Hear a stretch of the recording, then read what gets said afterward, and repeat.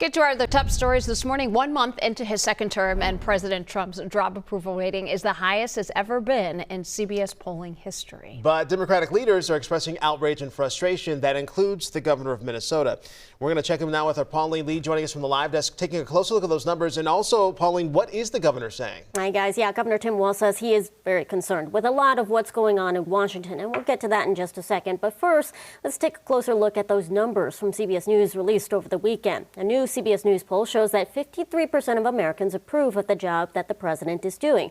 47% disapprove. To give those numbers some context, in just under 4 weeks, Trump has signed more than 50 executive orders. That's everything from the immediate deportation of undocumented immigrants and the shutting down of the southern border to his Department of Government Efficiency, or DOGE, getting access to sensitive personal data, and efforts to ban transgender members from serving in the military, and much more.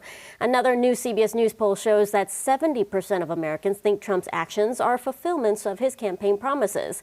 Here's what Governor Walz had to say in an interview with our Esme Murphy yesterday morning. I would go back to that survey you showed of keeping campaign promises. What does that have to do with reducing the cost of eggs? What does that have to do with reducing the cost of gasoline? What does that have to do with improving educational scores? What it does is it is a social issue to try and draw fire amongst folks.